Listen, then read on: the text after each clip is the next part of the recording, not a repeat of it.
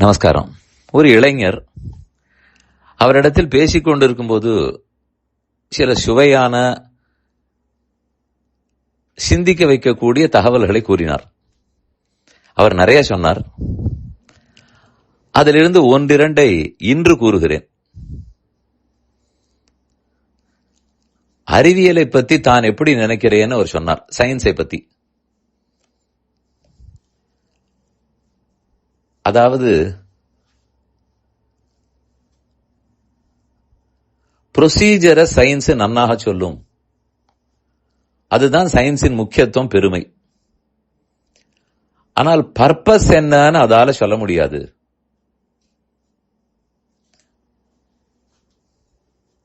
என்ன சொல்லுகிறீர்னு கேட்டேன்.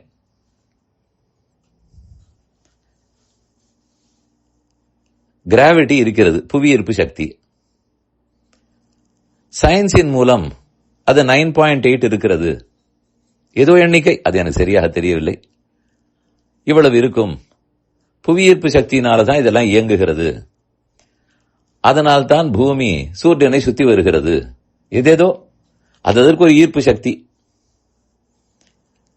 இதெல்லாம் சயின்ஸ் ரொம்ப துல்லியமாக சொல்லும், கண்டுபிடித்து சொல்லிவிடும். ஆனால் ஏன் புவியீர்ப்பு சக்தி இருக்கிறது, அது எதனால் இத்தனை புள்ளிகளாக இருக்கின்றன, அது எதற்காக புவியீர்ப்பு சக்தி இருக்கிறது, இதெல்லாம் அது சொல்லாது. நாம் நினைப்பது சயின்ஸினால் ஒய் என்கிற கேள்விக்கு பதில் வரும்னு. அவர் சொல்லுகிறார், ஒய்ங்கிற கேள்விக்கு பதில் சொல்ல வேண்டுமானால் பர்பஸ் தெரிய வேண்டும். என்ன பயனுக்காக இது இருக்கிறது?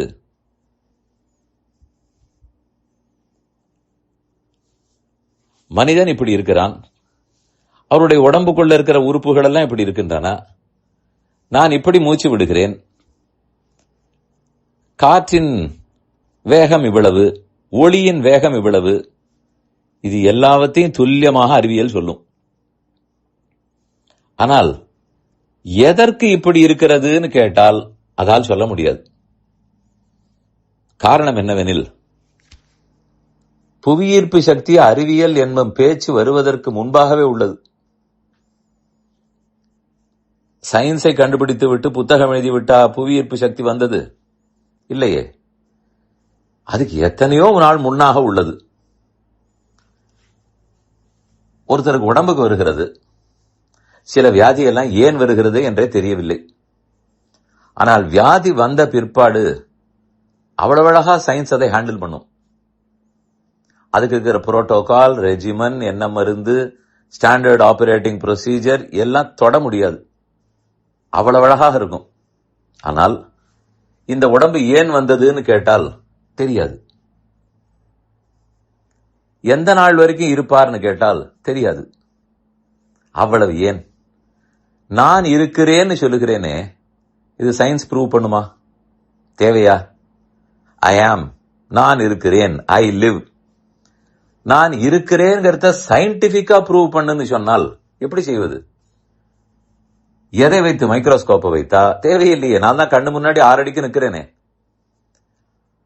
அதனால் நான் இருக்கிறேன் என்பதை ப்ரூவ் பண்ண சயின்ஸால் முடியாது, சயின்ஸுக்கு தேவையும் இல்லை. மற்றொன்று, சயின்ஸ் அறிவியல், விஞ்ஞான இயல் என்று தானே தமிழில் சொல்லுகிறோம். அவர் கேட்கிறது, யாருடைய அறிவு? சயின்ஸுக்கு அறிவு உண்டா? அல்லது சயின்டிஸ்டுகள் என்றென்றோ இருந்தார்களே, அவர்களுடைய அறிவையா? அல்லது இப்போது நான் வாசிக்கிறேனே என் அறிவா? யாருடைய அறிவுபூர்வமாக அதை நிரூபிக்க வேண்டும்? அறிவுபூர்வமாக நிரூபியுங்கோள்னு சொல்லுவார்கள். யாருடைய அறிவுன்னு கேளுங்கள். அது என்றோ இருந்த சயின்டிஸ்டுடைய அறிவுன்னு சொன்னால் அவர் இன்று இல்லவே இல்லை. சரி, சயின்ஸுக்கு அறிவுன்னு சொன்னால் அது கிடையாதுன்னு எனக்கும் தெரியும், உங்களுக்கும் தெரியும். கடைசி என்னாகும்?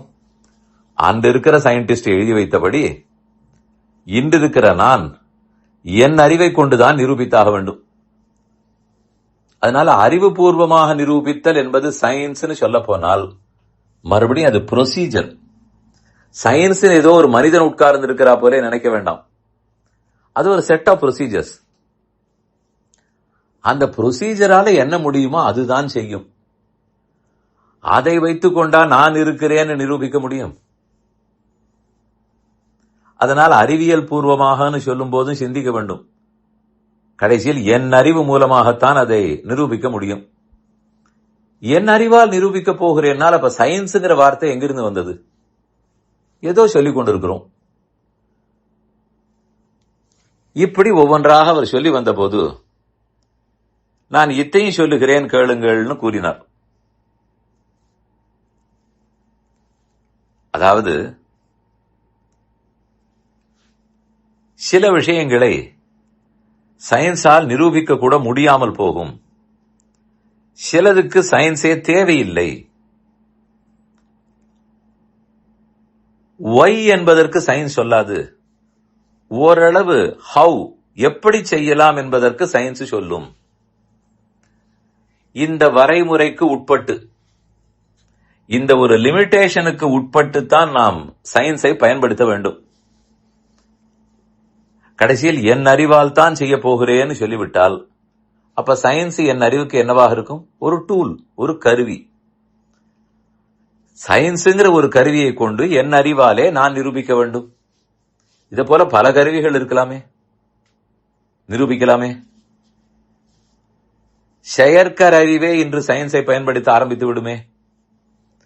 எப்படி செயற்கை அறிவு செய்கிறதோ அதை போலத்தான் சயின்ஸும் செய்யும். இவையெல்லாம் இயற்கையான அறிவு கிடைத்தவை அல்ல. ஆனால் இதை தாண்டித்தான் மனிதன் இயங்குகிறான். ஏன் இயங்குகிறான் தெரியாது. என்ன பயனுக்காக இயங்குகிறான் தெரியாது. பள்ளிக்கூட கட்டடம் கட்டுவதற்கு சயின்ஸ் உதவும். புத்தகம் அச்சு போடுவதற்கு சயின்ஸ் உதவும். பள்ளிக்கூடத்துக்கு வந்து போவதற்கு கூட சயின்ஸ் உதவும். ஆனால் வாழ்க்கை எப்படி வாழ வேண்டும்னு சொல்லுவதற்கு சயின்ஸ் உதவுமா? இதற்கெல்லாமே அதால் முடியாதுன்னு சொன்னவுடன் கடவுளை சயின்டிபிக்காக நிரூபியுங்கள்னு சொன்னால் அதில் ஏதானும் பயன் இருக்கிறதா? அதில் நியாயம் இருக்கிறதா? ஆனால் அவர் சொன்னவர், நான் ரொம்பவே சயின்ஸை மதிக்கிறவன், நான் சயின்ஸ் படித்தவன், நான் சயின்டிபிக்காக வாழ்பவன், ப்ரொசீஜரை விடவே மாட்டேன், ஆனால் அதற்கு இருக்கிற எல்லைக்கோடே தெரியாமல் பேசக்கூடாது என்று ரொம்ப அழகா சொன்னார். அவர் மெத்த படித்தவர். இவ்வளவு தூரம் தெளிவாக புரிந்து வைத்துக் கொண்டிருந்தார். இது நீங்க 2-3 தரம் கேட்டு பார்க்கலாம். இப்ப நான் பேசியிருப்பதை பலமுறை கேளுங்கள், அவரவர் புத்தியை பயன்படுத்துங்கள். மிகவும் உயர்ந்தது சயின்ஸ், அதுல சந்தேகமே இல்லை. அது கொடுத்திருக்கக்கூடிய நன்மைகள், அந்த ப்ரொசீஜர், அந்த சிஸ்டம் ஓஹோ என்று இருக்கும். ஆனால் அதற்குரிய லிமிட்டேஷனையும் தெரிந்து கொள்ள வேண்டும். எதற்கெடுத்தாலும் சயின்டிபிக் சயின்டிபிக்னு சொல்லிக் கொண்டிருந்தால் யாருடைய அறிவுபூர்வமாக நிரூபிக்க வேண்டும்?